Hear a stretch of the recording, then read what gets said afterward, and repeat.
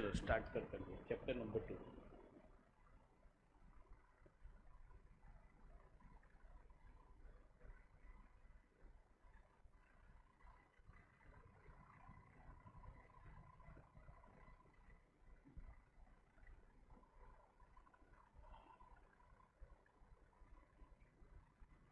अब सुनो, अपना आज ही लेक्चर है ना, कल परसों नहीं है ना ये वीक में।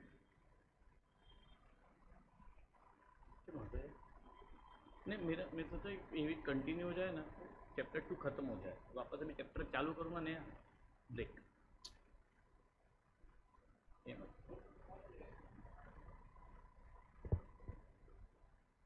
हाँ एक्चुअली में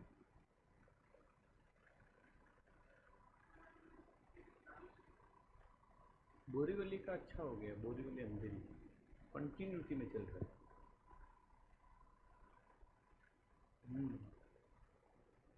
पॉसिबल। यस यस, बात सही। चलो, बट ये चैप्टर है ना, मैं बता रहा हूँ, देखो आज अपना कितना भी हुआ ऐसा समझो फाइनल है, हम लोग मतलब प्रॉपर करके ही वो चैप्टर पूरा तो नहीं होगा ऑफकोर्स, जो जितना भी एक सेट हुआ वो प्रॉपर होगा, बट वो सेट रिपीट नहीं करेंगे, फिर वो कैसे भी हो जाएगा वो हो जाएगा। मैं नोट्स डाउनलोड कर लूँगा।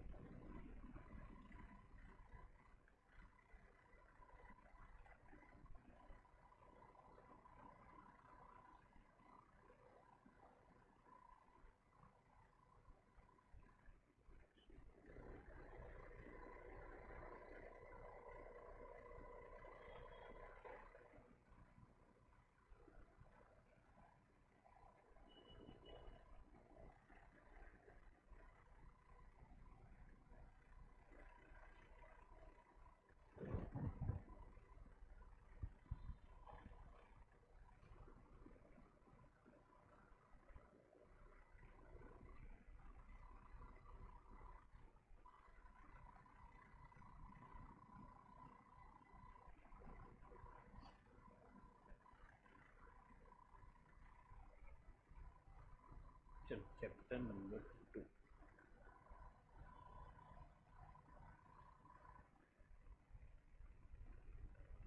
तू एक कोई पण आखो चैप्टर तू मत बैठो ना, फुल चैप्टर तू मत बैठो क्यारे कयो फुल बैठो एम पण एब्सेंट હતો મને ખબર છે। आप पण फुल बैठो અત્યારે।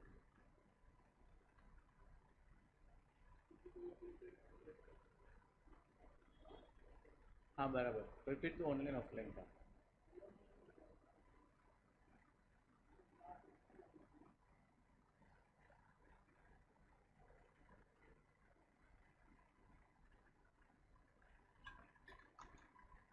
मेरी तबीयत अच्छी है साहिल दोस्त, थैंक यू।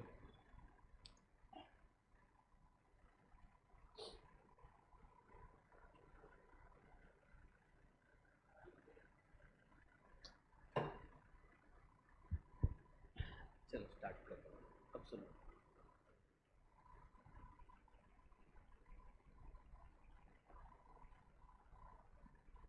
हम लोग जो क्वेश्चन कर रहे हैं ना वो ये है,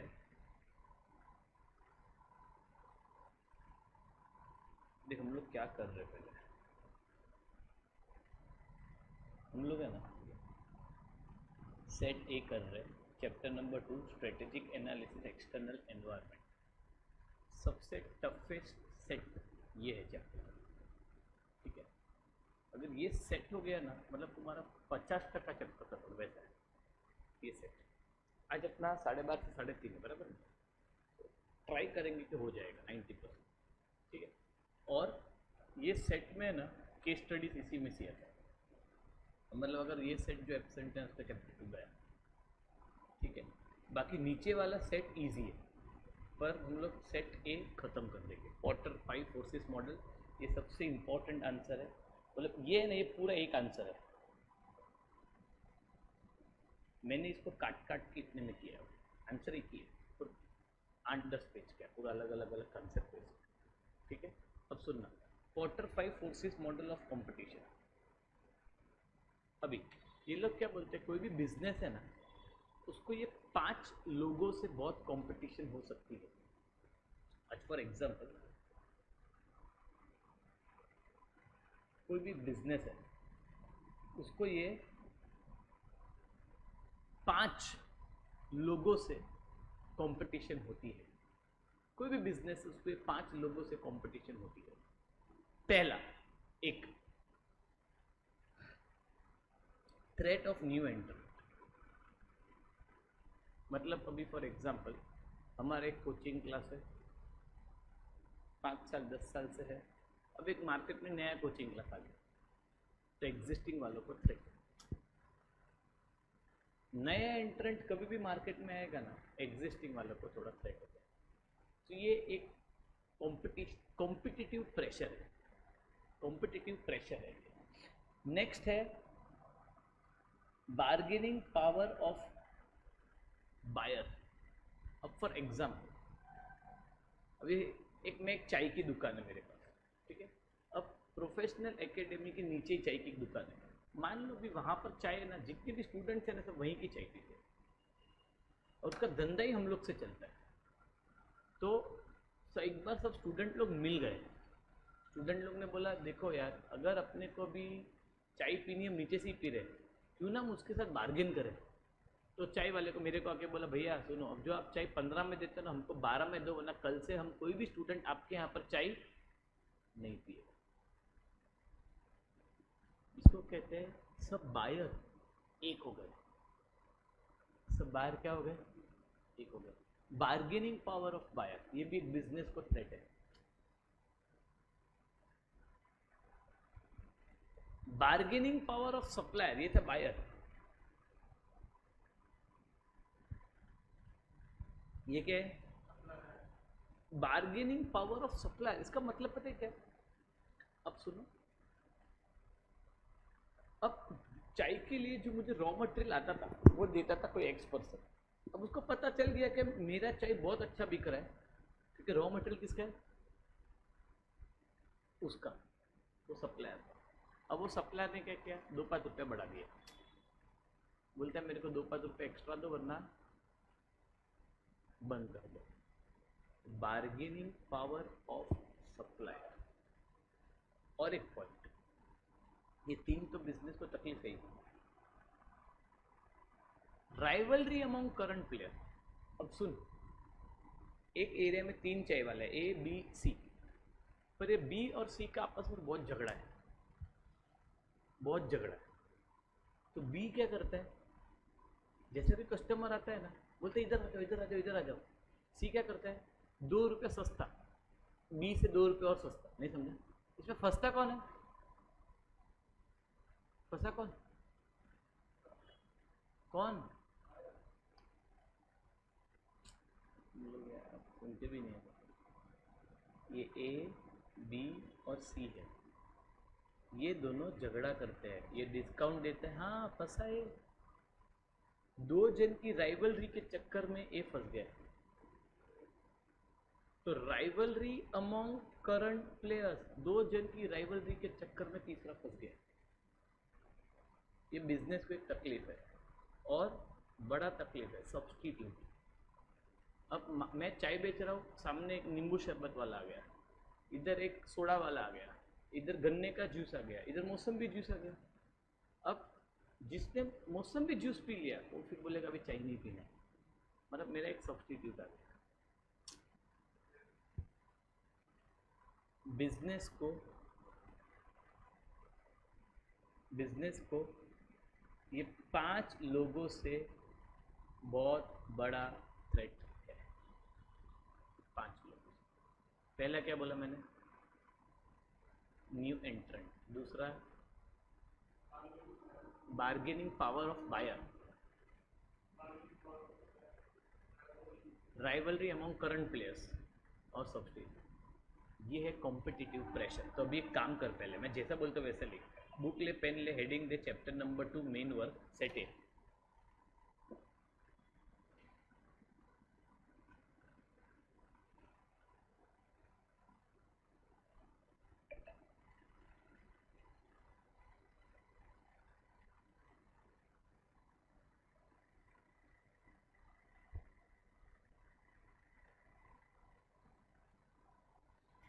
चैप्टर नंबर 2 सेट ए मेन वर्क।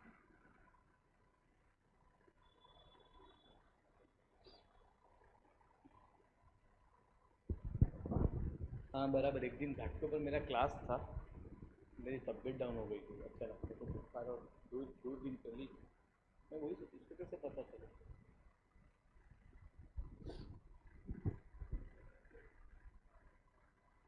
बहुत टीचर्स के लिए।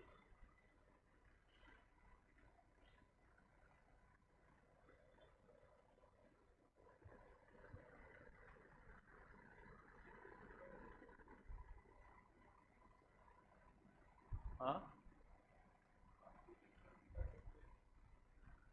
हाँ ठीक है, हमारा भी ऐसा एक दौर आता है खराब, तो ये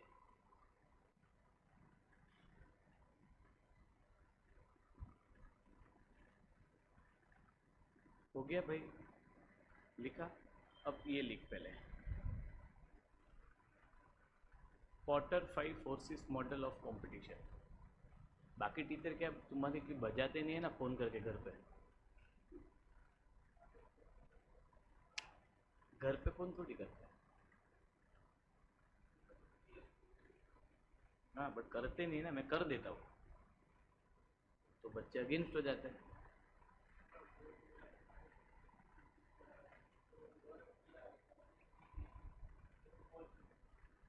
किया नहीं, मैंने कर दिया।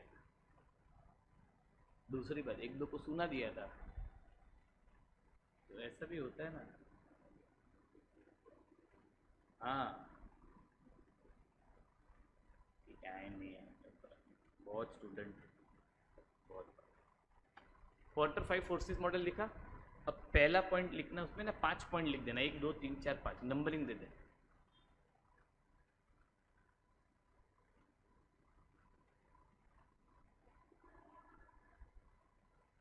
बोलो पहला, पहला लिखना। क्वार्टर 5 फोर्सेस मॉडल लिखा है ना, quarter 5 forces model of competition, इधर हो सकते तो ब्रैकेट में लिख सकते तो कॉम्पिटिटिव प्रेशर,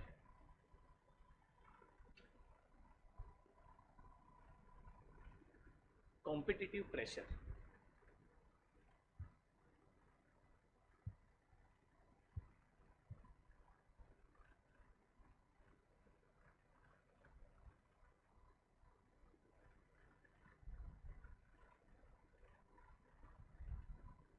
पहला लिखना, थ्रेट ऑफ न्यू एंट्रेंट, पहला पॉइंट में।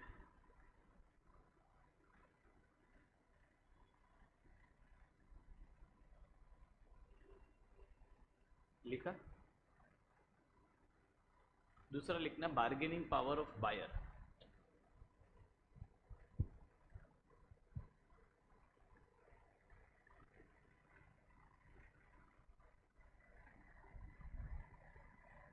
तीसरा बोलूं, bargaining power of supplier.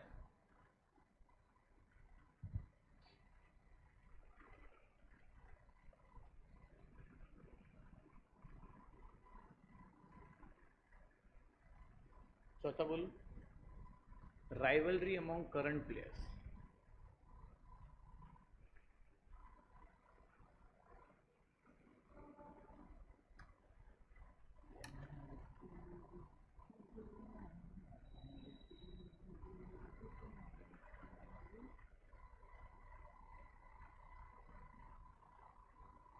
Rivalry among current players. चौथा बोलूं, पांचवा बोलूं, सब्सटीट्यूट।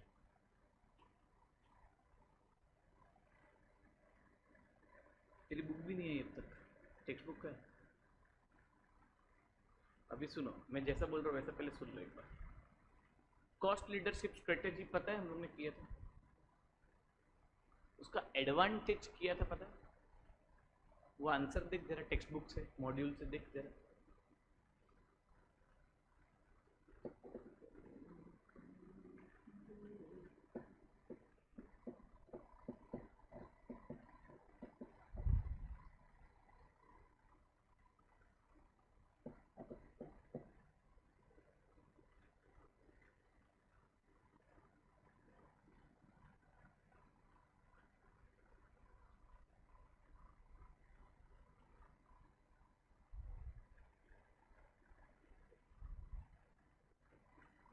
बोला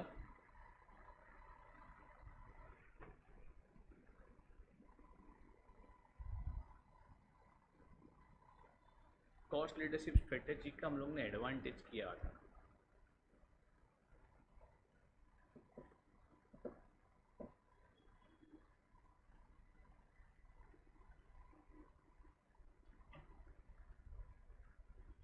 कॉस्ट लीडरशिप स्ट्रेटेजी मिला, एडवांटेज मिला, उसके हेड पॉइंट पढ़ो जरा क्या लिखा है।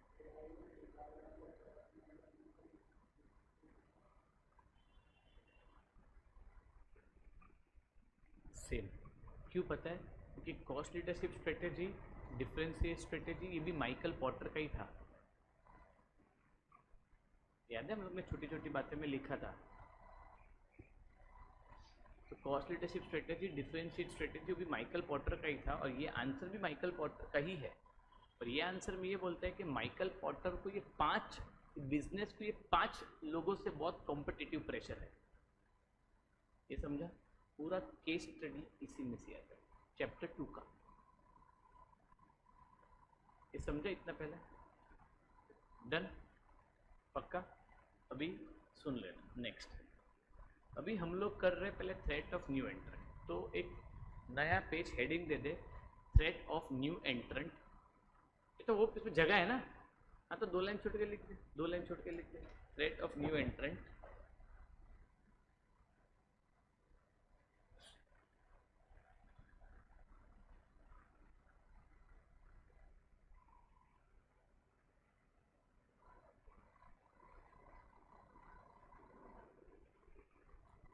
बोलू?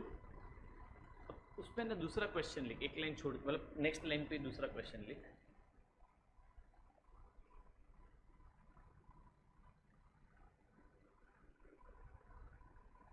Common barriers to new entrant, ऐसा लिख। Common barriers to new एंट्रेंट।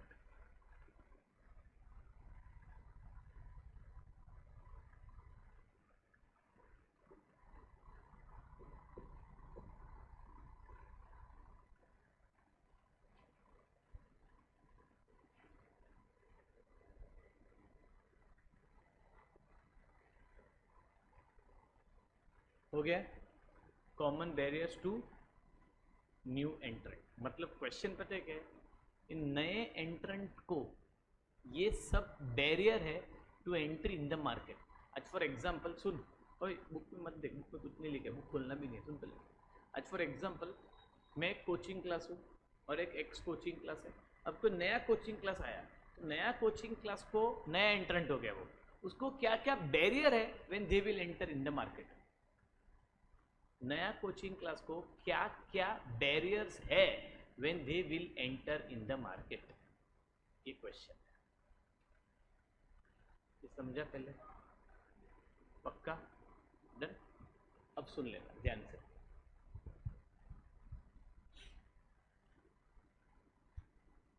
हाँ, अभी पहला, नया एंट्रेंट को क्या बैरियर है? सबसे बड़ा बैरियर है।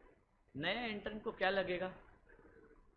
तो large amount of capital is required to enter an capital चाहिए। Lacking funds, firm lacking funds are barred, barred मतलब आउट फ्रॉम द इंडस्ट्री। और अगर वो आउट हो गया तो एग्जिस्टिंग कंपनी का प्रॉफिट बढ़ेगा। एग्जिस्टिंग कंपनी का क्या बढ़ेगा? प्रॉफिट बढ़ेगा। समझा? ये लिखो सबसे पहला पॉइंट, कैपिटल रिक्वायरमेंट।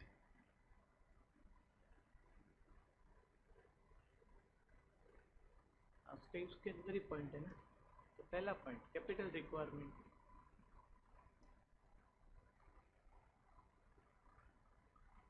हम क्या पढ़ रहे पहले तुमको ये समझ में आ रहा है? हम क्या पढ़ रहे?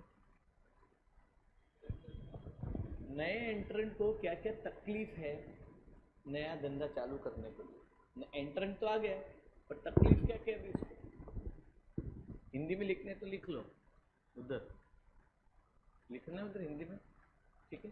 तो कैपिटल रिक्वायरमेंट पहला पॉइंट। अब उसके अंदर एल एरो करके लिख, large amount of capital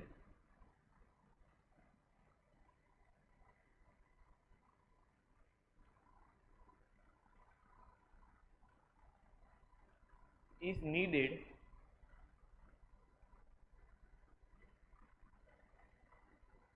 to enter in an industry.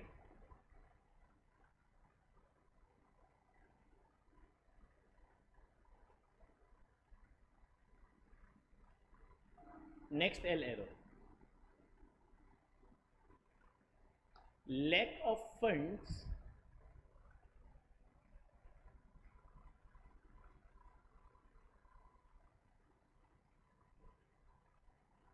are barred from industry.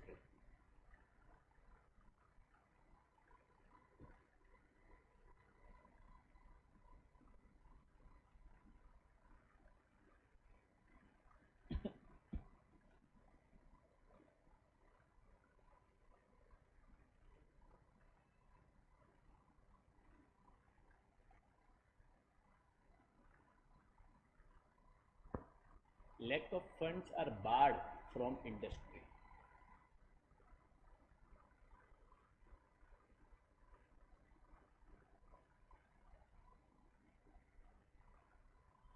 इतना समझा पहला? अगर मेरे पास पैसा ही नहीं, मैं आउट हो जाएगा. नेक्स्ट ले लो. अगर मैं आउट हो गया तो क्या हो जाएगा? एग्जिस्टिंग कंपनी का प्रॉफिट बढ़ जाएगा, thus enhancing the profit of existing firm.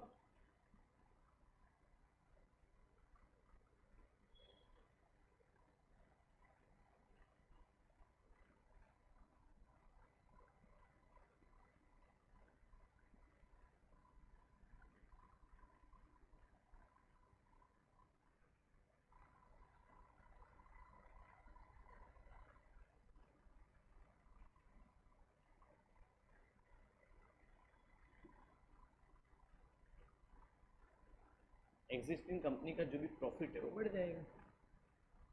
Done. पहला पॉइंट समझा कि नए एंट्रेंट को क्या क्या थ्रेट है. नए एंट्रेंट को सबसे पहले क्या चाहिए? कैपिटल. अगर कैपिटल ही नहीं है तो आउट. दूसरा, पहले सुन लेना, लिखना मत. ये पॉइंट भी हम कर चुके पहले. अगर तुम लोग प्रेजेंट रहोगे तो मुझे नहीं पता. Economies of scale. Economies of scale का मतलब है तेरा कॉस्ट पर यूनिट डिक्लाइन होगा जैसे जैसे वॉल्यूम बढ़ेगा. Cost per unit decline if volume grows. ये पहला पॉइंट है. उसके अंदर दूसरा ये है, अब जो नया एंट्रेंट है वो डे वन से मास प्रोडक्शन नहीं कर पाएगा, क्योंकि डे वन से उसका वॉल्यूम थोड़ी सेल्स ज्यादा होगा, कम होगा, और वो मास प्रोडक्शन नहीं कर पाएगा तो एग्जिस्टिंग कंपनी वो जीत जाएगा. तो नए एंट्रेंट के लिए थ्रेट है. तो देख, तेरा पहला पॉइंट क्या बनेगा? इकोनॉमीज ऑफ स्केल का मतलब it refers to cost per unit decline as volume grows. ये पहला point. A large firm that enjoy economies of scale can produce high volume. Large firm produce high volume of goods. इससे cost कम हो जाता है. तो नए entrant के लिए डिस्करेज है. अब जो नया कपड़े की दुकान खोल के बैठा है वो थोड़ी डे वन फुल स्टॉक भर के रखेगा, तो उसको पता ही नहीं है क्या बिकने वाला है कि नहीं बिकने वाला. समझा? लिखो economies of scale.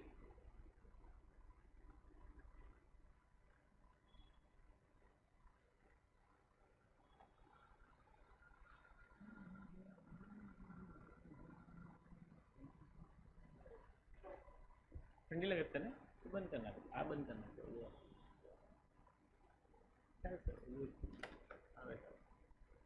Economies of scale में पहला एल एरो लिख. It refers to cost per unit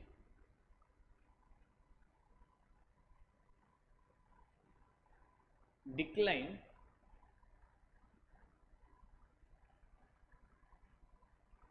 if volume grows.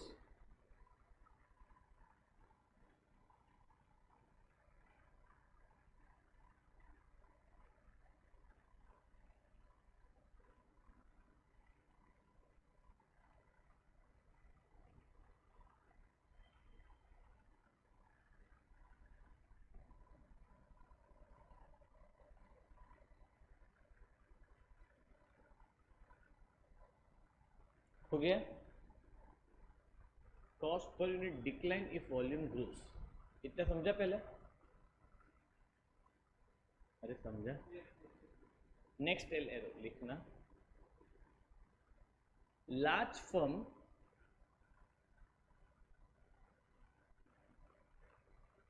can produce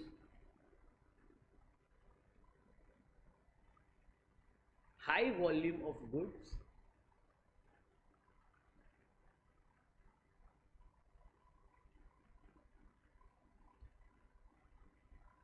at low cost.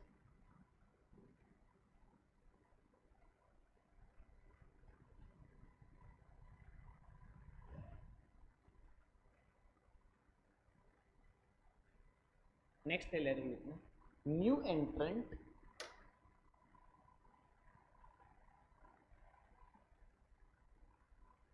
cannot produce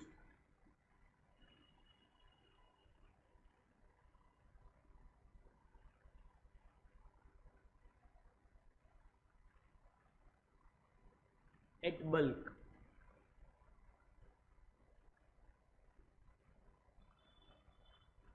तो समझा? So this is a threat of new entrant, लिख दो. So this is a threat of new entrant.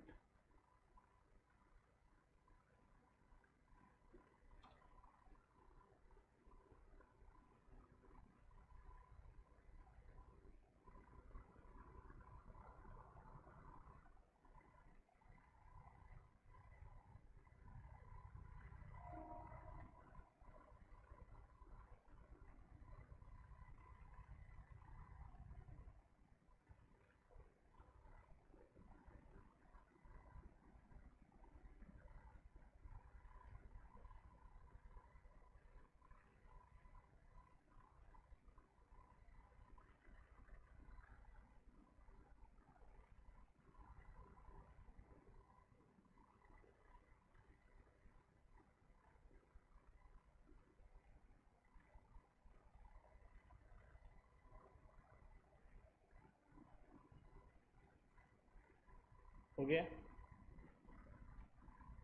So this is the threat of new entrant. दूसरा point समझे? अभी तीसरा point सुन लो, पहले समझ लो. क्वेश्चन ये नए एंट्रेंट को क्या क्या थ्रेट है, ये भी हम कर चुके चैप्टर नंबर 3 में. प्रोडक्ट डिफ्रेंसिएशन, डिफ्रेंसिएशन का मतलब है यूनिक प्रोडक्ट बनाना. अब जो नया एंट्रेंट है वो डे वन से यूनिक फीचर हाई क्वालिटी नहीं निकालेगा, क्योंकि उसको कोई मार्केट में जानता नहीं. तो और अगर उसको बना भी लिया तो उसका कॉस्ट इतना हाई हो जाएगा कि लोग पुराने क्वालिटी में चले जाएंगे. जैसे कि सुन, आईफोन है मार्केट में, आईफोन ऑलरेडी नाम है और क्वालिटी है. अब मैं मेरा एक फ़ोन लेकर आ गया, मेथर्स फोन, क्वालिटी एकदम आईफोन जैसा, उससे भी अच्छा, बट किसी को मेथा फोन पता ही नहीं है, तो लोग 1.5 लाख आईफोन में डालेंगे कि मेथा फोन में डालेंगे, क्योंकि उसको मार्केट में नाम है. मेरे लिए ऐसा डिफरेंशिएट प्रोडक्ट बनाना भी बहुत महंगा होता है, क्योंकि cost of creating genuine product difference is too high for new entrant. देखो लिखा हुआ है पहले तो प्रोडक्ट डिफरेंशिएशन का मतलब. Product differentiation refers to, differentiation का मतलब है physical enhancement that makes the product special और unique in the eyes of customer. मतलब मैं प्रोडक्ट को थोड़ा यूनिक बना रहा हूँ in the eyes of customer. ये इधर तक. फिर दूसरा ये रहा, differentiation work to reinforce entry barrier. क्यों? The cost of creating genuine product difference is too high for new entrant. नए एंट्रेंट के लिए डिफरेंशिएट प्रोडक्ट बनाना बहुत महंगा है, और ये उसके लिए थ्रेट है. समझा? लिख third point, product differentiation.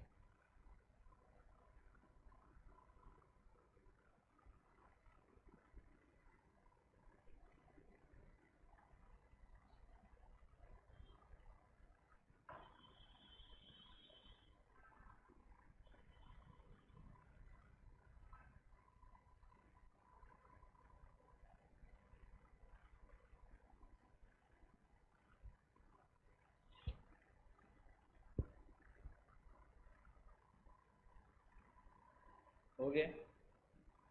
Next लिखना, एल एरो करके लिख. Product differentiation refers to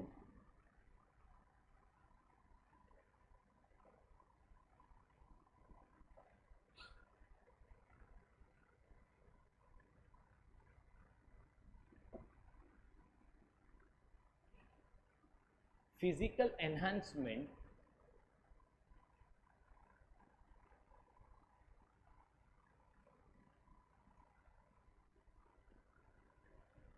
of product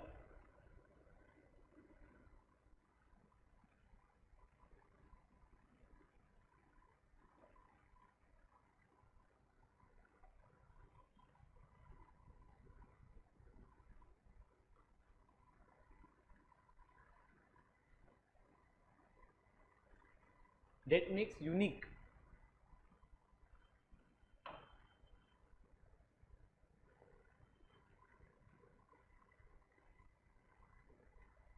That makes unique in the eyes of customer.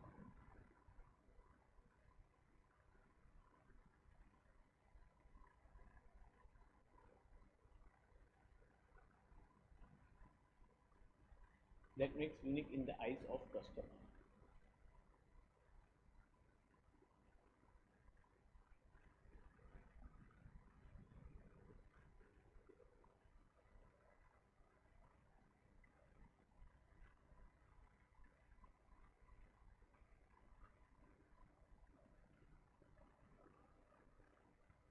Okay, next error. Cost of creating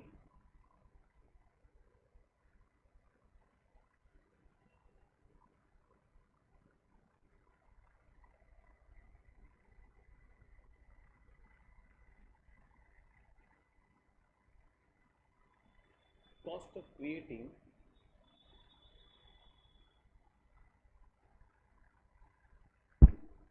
genuine product difference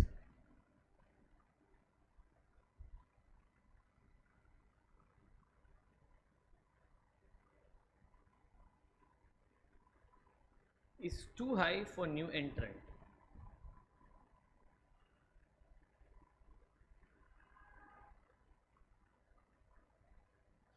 Is too high for new entrant.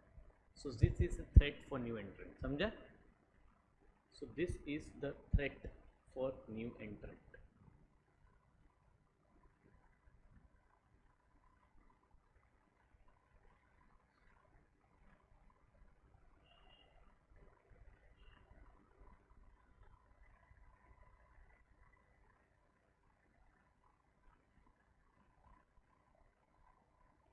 हो गया?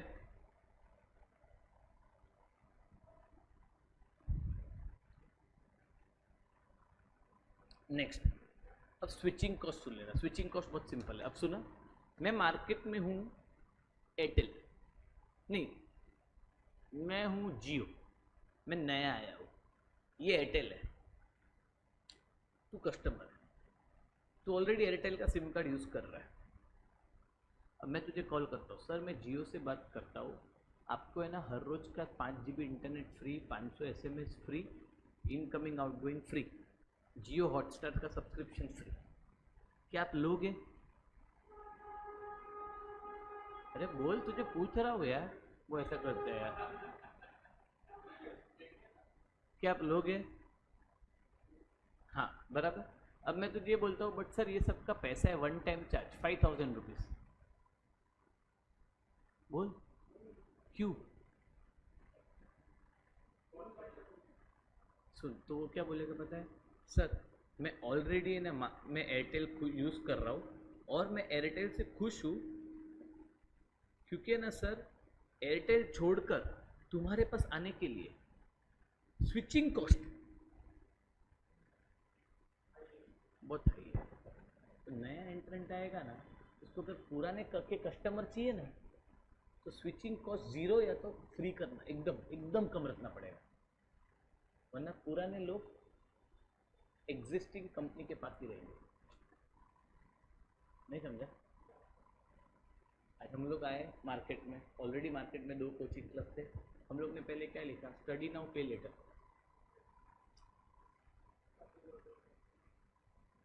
Switching cost zero होना चाहिए. अगर तुम लोग already वहाँ पर 10 रुपये भरा है तो हमको मत दो.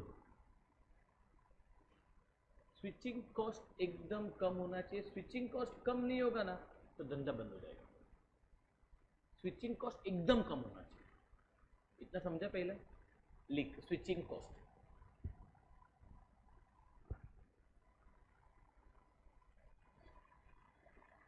बोलो.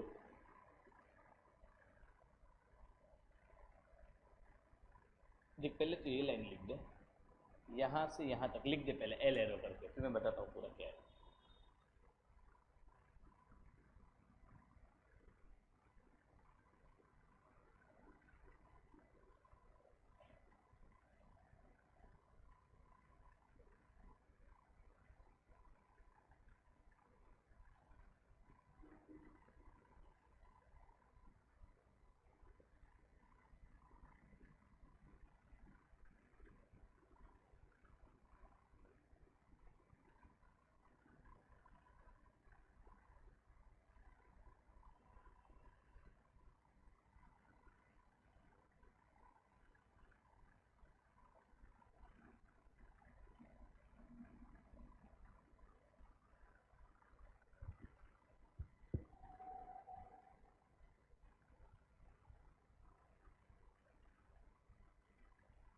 नेक्स्ट एरो पे ये लिखना।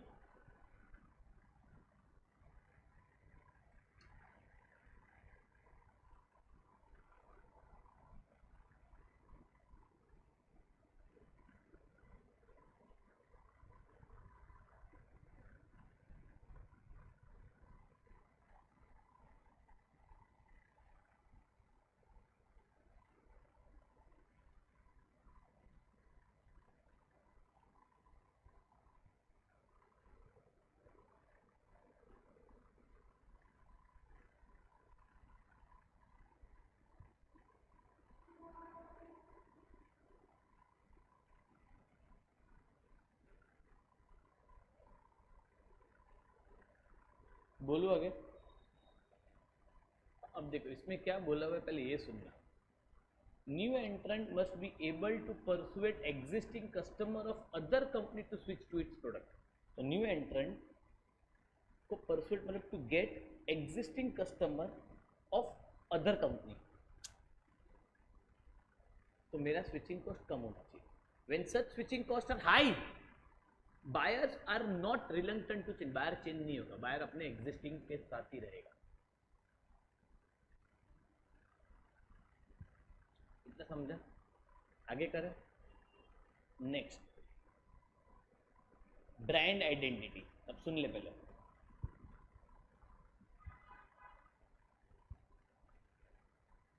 बहुत पूरा पॉइंट काट है। अब देख, पहले इतना रीड करते हैं। Brand identity of a product और service offered by existing firm can serve as another entry barrier. ये पॉइंट लिखने की जरूरत है, पर समझने की जरूरत है। अब देख, फॉर एग्जांपल मार्केट में आईफोन ऑलरेडी चल रहे हैं, मैं मेटा फोन निकाल के आया, पर आईफोन के पास क्या है?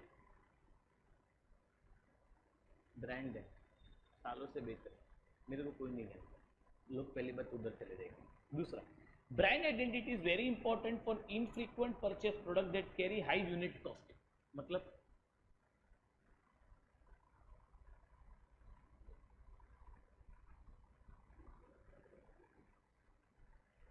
देख, मैं बताता हूँ, मैं बता इसका मतलब सुन के। इनफ्रीक्वेंट परचेस प्रोडक्ट, तू गाड़ी हर रोज खरीदते है, वो इनफ्रीक्वेंट हुआ। तो अगर गाड़ी खरीद रहे हैं, फिर तू क्या करेगा? फिर ब्रांड के साथ जाएगा। Brand is very important for infrequent purchase product which carry high unit cost. नए एंट्रेंट के पास कोई ब्रांड ही नहीं है, क्योंकि to build up a brand उसको उतना रिसोर्सेस, पैसा, टाइम, लोग, इंसान डालने पड़ेगा। आईफोन का ब्रांड कैसे बना? क्वालिटी। क्वालिटी कैसे बना?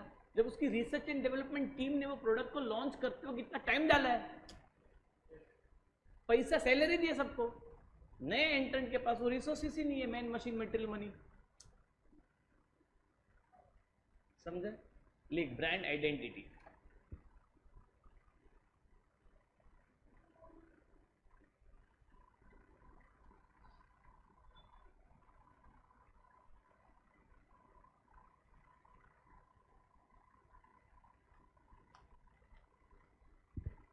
बोलू, लिख पहला पॉइंट, पहला एल है, it is very important for infrequently purchased product that carry high unit cost to the buyer। देखिए रहा,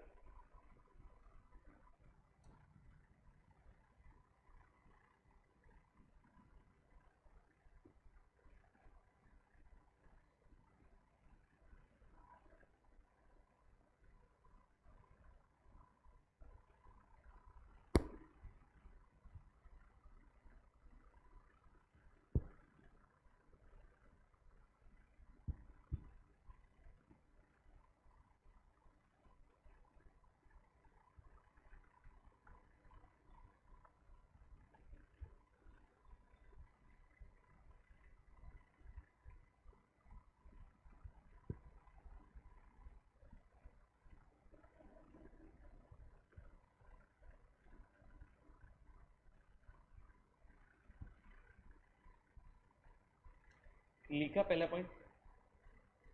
अब ये लिख, to build up the brand. Next एल लिख, to build up the brand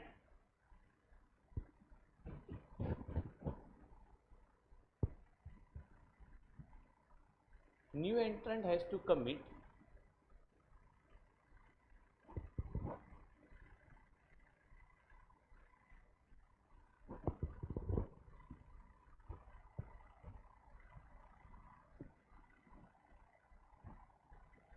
substantial resources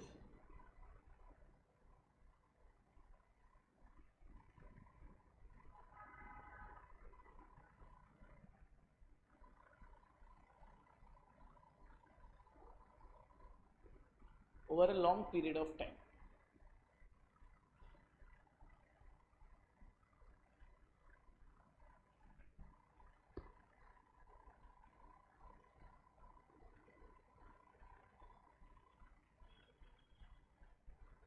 हो गया इतना.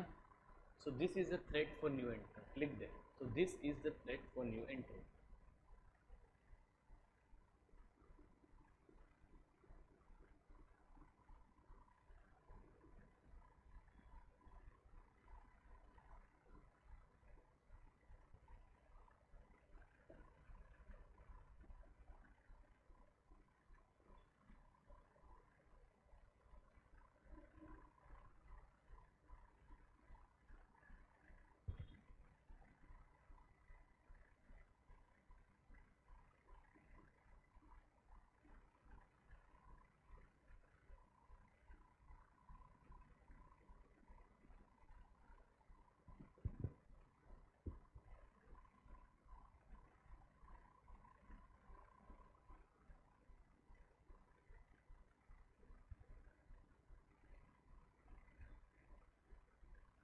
This is the threat for new entrant. लिखा इतना.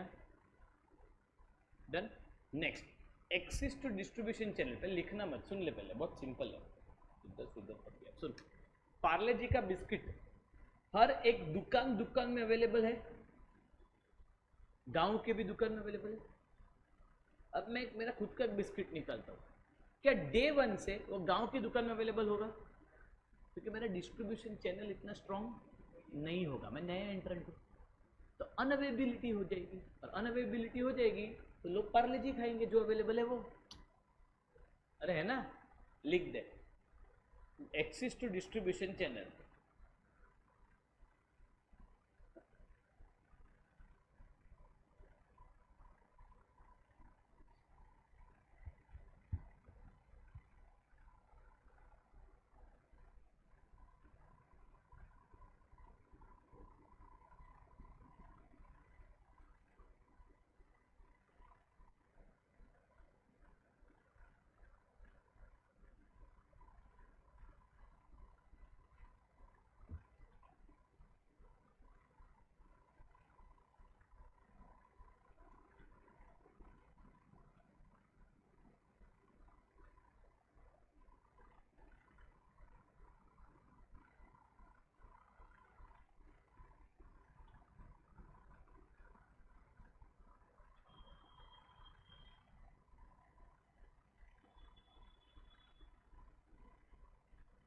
बोलू.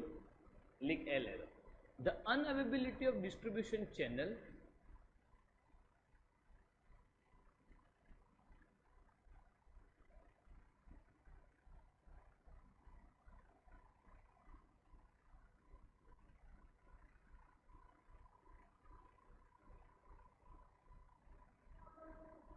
the unavailability of distribution channel for new entrant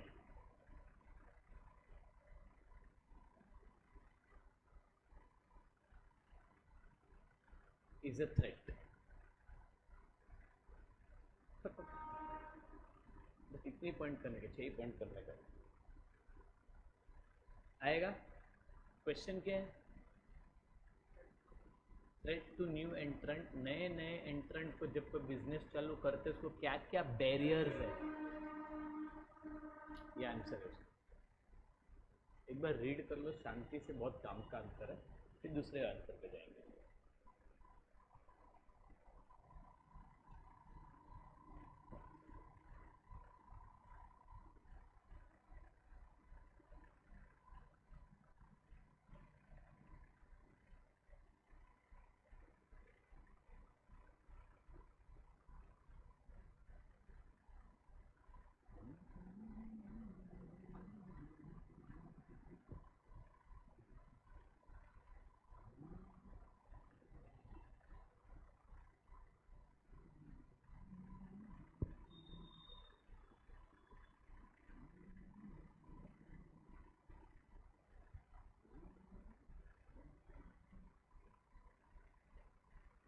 देव सोना नहीं है, पढ़ना है। मेरे को रोज सुबह ही क्लास होता है अभी।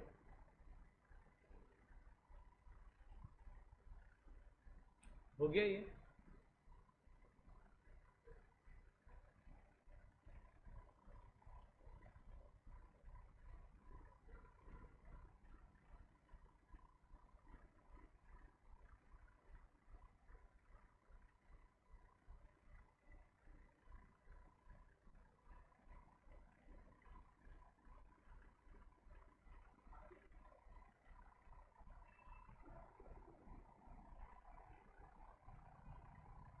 नहीं, अब करें आगे हम लोग। अब सुनो, अब नया पेज लेना। पहले एक बार है ना, पहले सब एक कंसेप्ट समझ लेते फिर लर्न करते। ये कंसेप्ट समझा ना थ्रेट ऑफ न्यू एंट्रेंट का। अब नया पेज लो। दे heading bargaining power of buyer.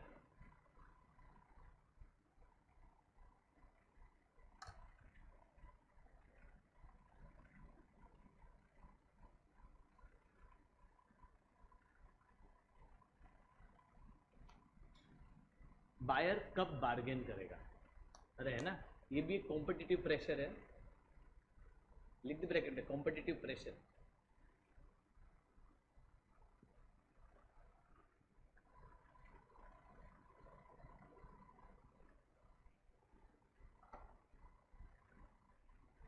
कि बायर कब बार्गेन करेगा।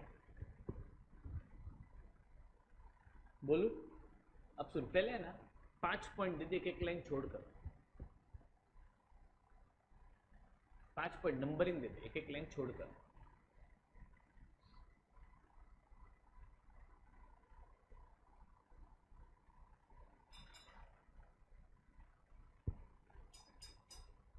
बोलू? पहला पहला पॉइंट में ये लिखना। अब पहले सुन लेना। बायर कब, मान ले मैं चाय वाला है, सब स्टूडेंट, कस्टमर, बायर, वो मेरे से बार्गेन कब करेगा? पहला point, buyer have full knowledge. दो चीज का फुल नॉलेज होगा बायर को, तब बार्गेन करेगा। एक, और एक, इसका मतलब क्या?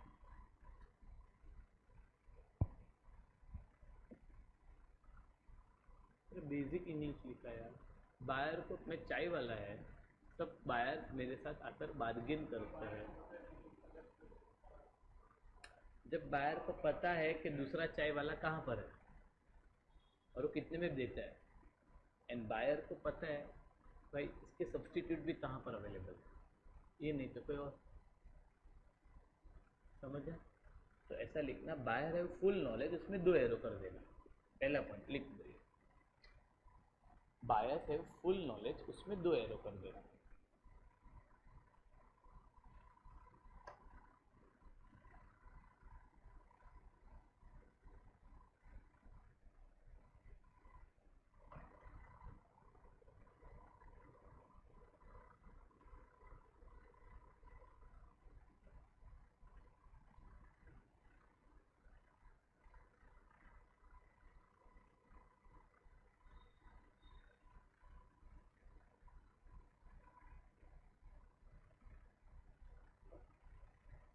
लिखा इतना? पहला पॉइंट समझे? दूसरा पॉइंट, बायर कब बार्गेन करेगा, रीड कर दे।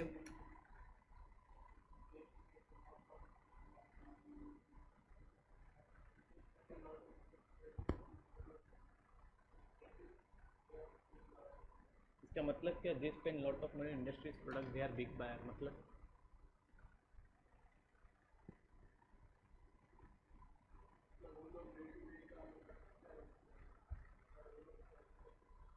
so, हाँ, थोड़ा बहुत सही है। मैं चाय वाला है, ये देव है ना, मेरे यहाँ पर दिन का 10 चाय पीता है। दे spend lot of money on my product, industries product, वो मेरे लिए एक बहुत बिग बायर है। अब वो क्या मेरे को बोलेगा, सर मैं तुम्हारे यहाँ पर दिन का 15-10 चाय पीता हूँ, तुम जो 15 में लोगों को बेचते हो, मेरे को तो 12 में बेचो। तब वो बार्गेन करो। दूसरा पॉइंट समझा? लिख ले, spend lot of money on industries product, they are big buyer. Spend lot of money on industries product, they are big buyer.